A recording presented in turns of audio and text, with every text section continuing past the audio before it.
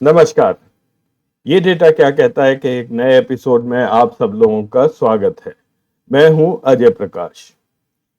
राजनीति कुछ इतनी तेजी से चल रही है पिछले एक महीने में कि उससे कदम मिलाकर रखना नामुमकिन सा हो गया है। कई दिन एक एक दिन में इतनी सारी घटनाएं होती हैं कि उस पर चर्चा करना बहुत मुश्किल है। इसीलिए आप देखेंगे सोशल मीडिया और यूट्यूब की चैनल्स में तरह तरह के प्रोग्राम्स आजकल आ रहे हैं। इस हाइपर पॉलिटिकल एक्टिविटी यानी कि तेज गति से राजनीतिक गतिविधियां जो शुरू हुई हैं, उसका केवल एक ही कारण हो सकता है और वो ये है कि बीजेपी कहीं ना कहीं आने वाले चुनाव को लेकर डरी हुई है।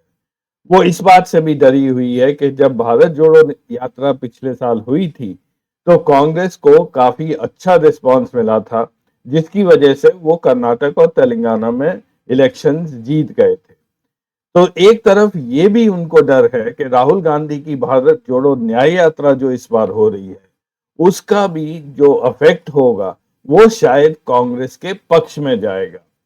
और ये यात्रा निकल रही है उन राज्यों में जो कि बीजेपी के गढ़ माने जाते हैं, जिसमें पिछली बार बीजेपी के 100% सीट्स आई थी, 100 में से 100%।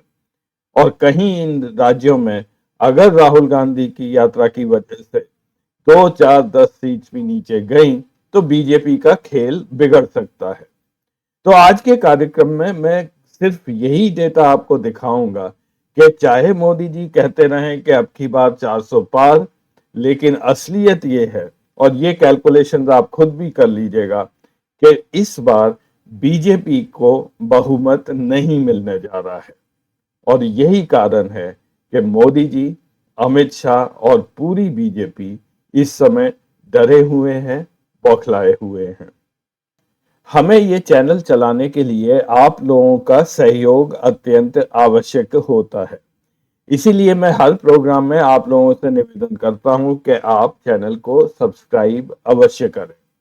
ये चैनल अपने आप में एक यूनिक चैनल है जहां पर हम केवल डेटा को लेकर ही बात करते हैं। हम अपना पॉइंट ऑफ व्यू रखते हैं।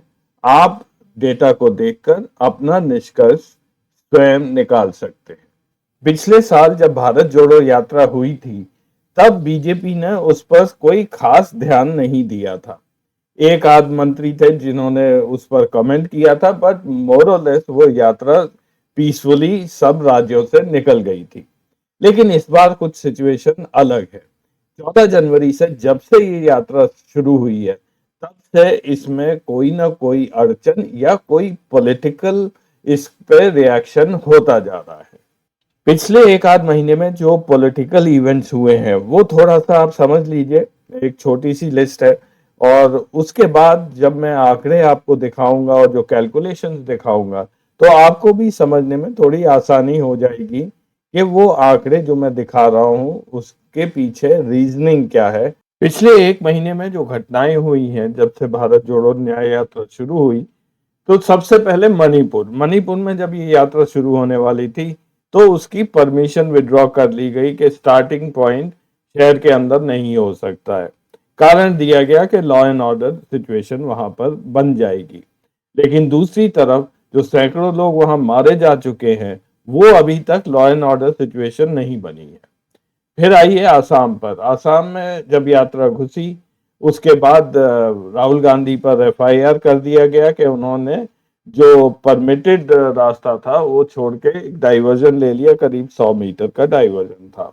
इसकी वजह से उन पर एफआईआर हुआ है और हेमंत बिस्व शर्मा ने ये थ्रेट दे रखा है कि जब इलेक्शन खत्म हो जाएंगे वो राहुल गांधी को गिरफ्तार करेंगे। वेस्ट बंगाल में ममता बनर्जी की सरकार थी, तो वहां पे सरकार की तरफ से कुछ नहीं हुआ, लेकिन कुछ मिसक्रिएंट्स ने वो गाड़ियों के शीशे तोड़ दिए थे। झारखंड का आपको अच्छी तरह पता है, वहां पे ऑपरेशन कमल फेल हो गया। हेमंत सोरेन को फिर भी ईडी ने अरेस्ट करके वो आजकल जेल में डाल दिया है। सरकार अभी भी जेएमएम और कांग्रेस की बनी हुई है। बिहार बहुत इस चर्चा में है, इस पर इतना डिस्कशन हो चुका है, आप सब जानते ही हैं। और आज की खबर ये है कि नीतीश कुमार ने, जो आरजेडी के मिनिस्टर्स थे पिछली कैबिनेट में, उनके खिलाफ एक इंक्वायरी बिठाई है कि उनका कार्यकाल में जो जो डिसीजन हुए उस पर वो जाके उसका इन्वेस्टिगेशन करें। कल ये यात्रा उत्तर प्रदेश में एंटर की थी। वहां पर जयंत चौधरी ऑलरेडी वो इंडिया अलायंस से बाहर हो चुके हैं, एनडीए के साथ जा रहे हैं। और अभी तक समाजवादी पार्टी और कांग्रेस के बीच में सीट शेयरिंग का मामला अभी तय नहीं हुआ है। मायावती ने उधर चुप्पी साध रखी है, उनका पता नहीं चल रहा कि वो किस तरफ जाएंगी। बट माना यह जाता है कि अंत में वो भी एनडीए के साथ ही जाएंगी।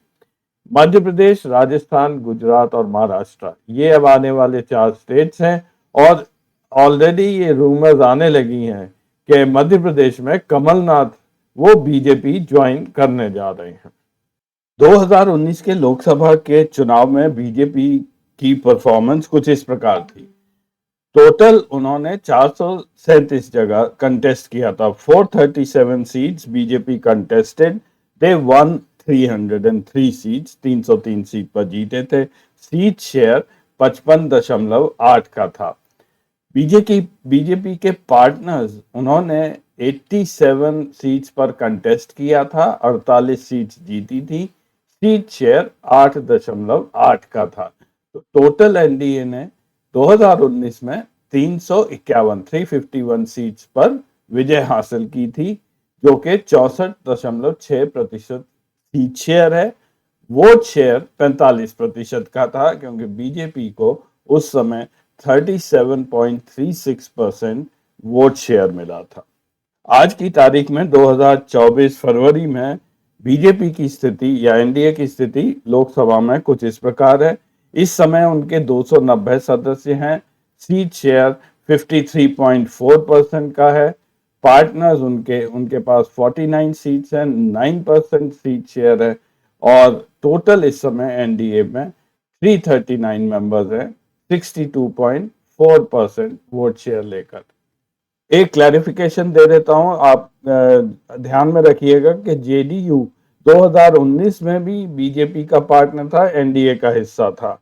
बीच में वो चले गए और फिर से दोबारा से एनडीए से जुड़ गए हैं। इसलिए ये पार्टनर का जो सीट शेयर है ये उसी लेवल लगभग वहीं पर मेंटेन्ड है। आगे की एनालिसिस के लिए मैंने पूरे इंडिया को रीजन में डिवाइड किया है, जो नॉर्मली हर कोई करता है। इसमें नॉर्थ ईस्ट में 7 सिस्टर्स और सिक्किम, ये 8 स्टेट्स है। पूर्व में ईस्ट में वेस्ट बंगाल और Orissa, Hindi belt central India का पूरा इलाका है, जिसमें दिल्ली भी शामिल है। उत्तर भारत में 6 राज्य और यूटीज हैं, चंडीगढ़, हिमाचल, पंजाब, हरियाणा, जे&के, लद्दाख। वेस्ट में दादरा नगर हवेली, दामन दीव, महाराष्ट्र, गुजरात और गोवा, और बाकी सारी स्टेट साउथ इंडिया में आती हैं।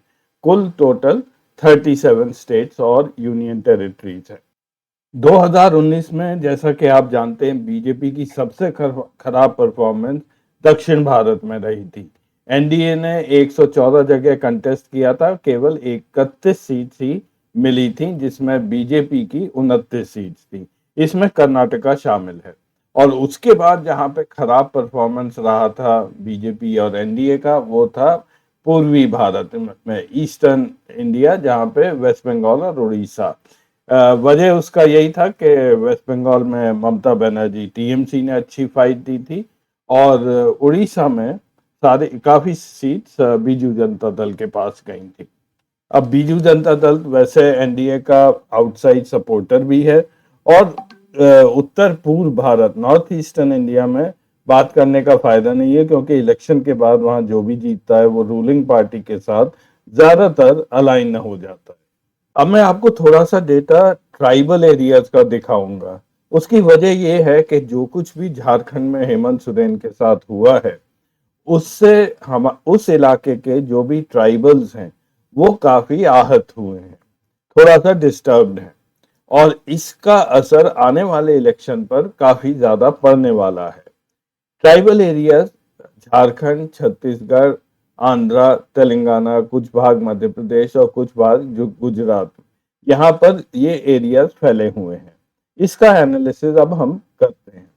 लोकसभा की 543 सीट्स में से जनरल सीट्स 413 हैं, शेड्यूल कास्ट के लिए 84 सीट्स रिजर्व्ड हैं और शेड्यूल ट्राइब्स के लिए 46 सीट्स।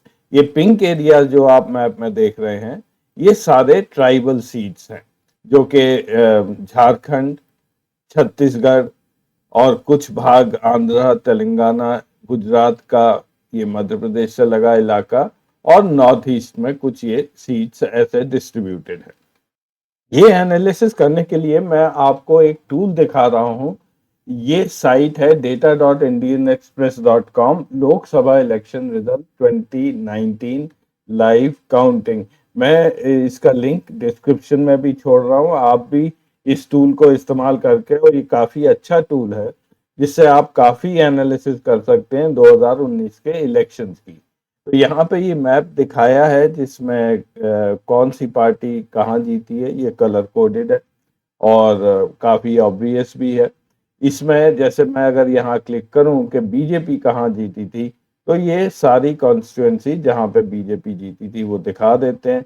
302 कॉन्स्टिट्यूएंसीज में जीती है, 55.7% सीट शेयर था। एक सीट ये शायद मिस कर गए।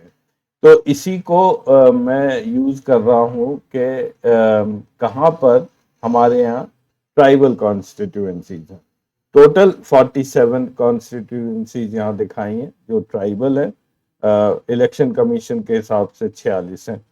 अब इसमें बीजेपी जहाँ जीती थी ट्राइबल एरियाज में, वो ये सीट्स हैं। ये 31 जगह बीजेपी जीती थी यहाँ पे, और ये इधर उड़ीसा, झारखंड, छत्तीसगढ़, इस इलाके में भी इनकी 5-6 सीट्स यहाँ से थी, मध्य प्रदेश में थी, और फिर बाकी गुजरात और एमपी में थी। तो ये जो ट्राइबल सीट्स थी और जो भी ईस्टर्न इंडिया में थी, इसमें जरूर इफेक्ट पड़ेगा बीजेपी के लिए। ये 31 सीट्स इस बार इन्हें नहीं मिलने जा रही। ये हो सकता है आधी हो जाए या उससे भी कम होने की ऐसी संभावना बनी हुई है। अब थोड़ा सा कैलकुलेशन करते हैं आज के पॉलिटिकल हालात को देखते हुए कि इन इलाकों में, ये जो रीजन्स मैंने डिफाइन किए हैं, इनमें 2024 में बीजेपी और एनडीए कितनी सीट मैक्सिमम ला सकते हैं। शुरू करते हैं नॉर्थ ईस्ट से, जहां पर पिछले इलेक्शन में बीजेपी की 14 सीट्स आई थी और उनके पार्टनर को एक भी सीट नहीं मिली थी। तो कुल 24 में से 14 सीट्स एनडीए के पास थी। 2024 के चुनाव में मेरा ऐसा मानना है कि एनडीए को इस रीजन में 4 सीट्स का नुकसान मिनिमम होगा। 3 आसाम में कम होंगी। पिछली बार बीजेपी की वहां 9 सीट थी, इस बार 6 से ज्यादा नहीं जीत पाएंगे। और मणिपुर तो आप जानते ही हैं, 1 सीट थी, वो भी बीजेपी को नहीं मिलेगी। तो कुल सीट नॉर्थ ईस्ट से 14 से घटकर 10 रह जाएंगी। पूर्व में 2 स्टेट्स आती हैं, वेस्ट बंगाल और उड़ीसा। पश्चिम बंगाल में 42 सीट्स हैं, उड़ीसा में 21 सीट है। पिछली बार बीजेपी को बंगाल में 18 सीट मिली थी और उड़ीसा में 8 सीट मिली थी। इस इलाके में ट्राइबल सीट 63 में से 7 है। ये भी बीजेपी में को इसमें बहुमत प्राप्त हुआ था, जो इस बार नहीं होगा।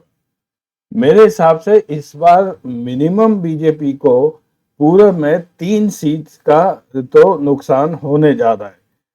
शायद ज्यादा भी हो, लेकिन मैं कंजर्वेटिव एस्टिमेट ले, ये 3 सीट्स का नुकसान उड़ीसा और पश्चिम बंगाल को मिला के होगा। शायद 2 कम होगी बंगाल में और 1 उड़ीसा में। अब आइए हिंदी बेल्ट पर। यहाँ पर बीजेपी को 184 में से 163 सीट्स मिली थी और उनके पार्टनर्स को 26। तो टोटल 211 में से 189 सीट्स एनडीए के पास थी। पहली चीज तो यह है कि बिहार में जो कुछ नीतीश कुमार ने किया है, उसकी वजह से जेडीयू को जरूर नुकसान होगा। मेरा अनुमान है कि 5 सीट्स उनकी कम होंगी। बीजेपी को यूपी में 5 सीट के करीब हो सकता है वो नीचे जाए, क्योंकि अखिलेश यादव इस बार वो ज्यादा एक्टिव नजर आ रहे हैं। और दिल्ली में 7 सीट आई थी पिछली बार बीजेपी की, इस बार 5 का मैंने अनुमान लिया है। और झारखंड में 3 सीट्स बीजेपी की कम होने जा रही है। झारखंड में कुल 14 सीट्स हैं, जिसमें से 5 सीट ट्राइबल की हैं।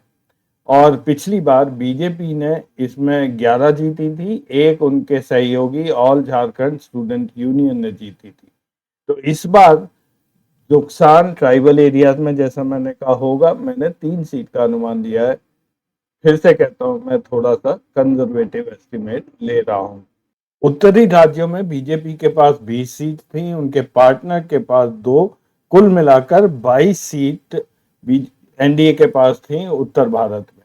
इसमें सबसे अच्छा परफॉर्मेंस बीजेपी का हरियाणा में था, जहां 10 में से 10 सीट जीती थी। और उसके बाद हिमाचल में, जहां 4 में से 4 जीती थी। सबसे कम सीट बीजेपी के पास पंजाब में थी, जहां पे 13 में से केवल 2 सीट थी। तो उत्तरी राज्यों में मेरा ऐसा मानना है कि हरियाणा में 2 सीट्स कम होंगी बीजेपी की, हिमाचल में भी 2 कम होंगी, लद्दाख की सीट वो गवा देंगे, वहां पे कोई चांस नहीं है अब कि बीजेपी जीते। लेकिन शायद शिरोमणि अकाली दल को पहले से ज्यादा 2 सीट का फायदा होगा। तो कुल मिला के उत्तर भारत में 3 सीट्स का नुकसान एनडीए को होने जा रहा है। पश्चिमी राज्यों में भी एनडीए की परफॉर्मेंस काफी अच्छी रही थी पिछली बार। कुल 78 में से 69 सीट्स एनडीए के पास थी, 69 out of 78 seat, and BJP had at that time contested 55 seats and one 51 seats. पश्चिमी राज्यों में मैं केवल महाराष्ट्र एक राज्य ऐसा मान रहा हूं जहां पे कुछ चेंजेस आएंगे। यहाँ पर पार्टी वाइज बताना बहुत मुश्किल है, क्योंकि एक खिचड़ी बनी हुई है।